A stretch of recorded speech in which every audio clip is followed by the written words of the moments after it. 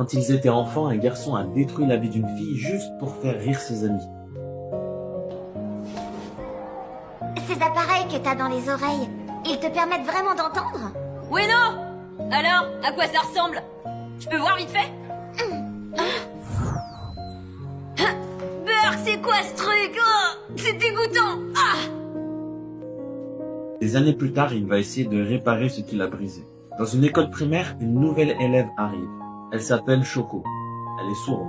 Pour communiquer, elle utilise un petit carnet pour écrire aux autres élèves. Vas-y, présente-toi. Commence par nous dire comment tu t'appelles.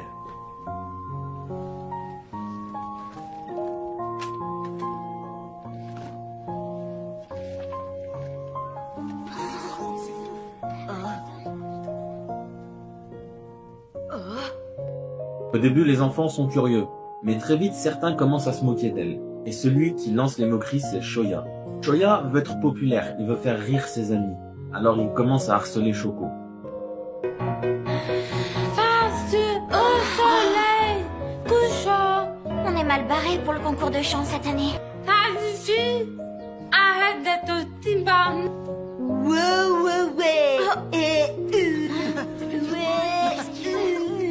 C'est bon, Ishida. Arrête de faire le pitre.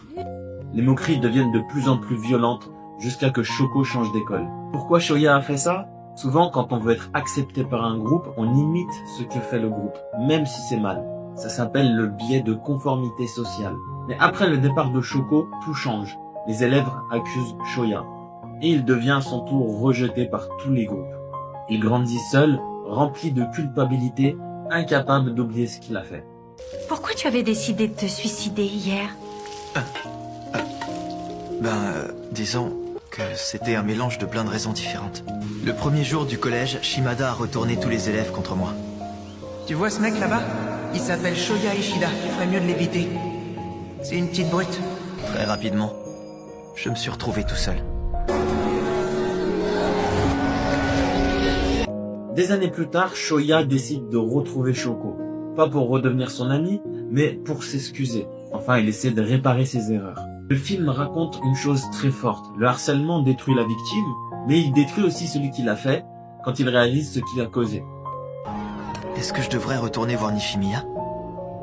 Elle m'a dit qu'elle aimait bien donner du pain aux carpes. Il me faudrait une excuse pour la voir. Hey, tu m'écoutes, Nagatsuka? Arrête, s'il te plaît. Tu vas lui faire du mal. On ferait mieux de s'en aller. Mais je te reconnais, tu es le garçon de l'autre jour. Désolé, je dois y aller. Ce film rappelle que nos actions peuvent marquer quelqu'un pour toute une vie. Et il n'est jamais trop tard pour essayer de devenir une meilleure personne.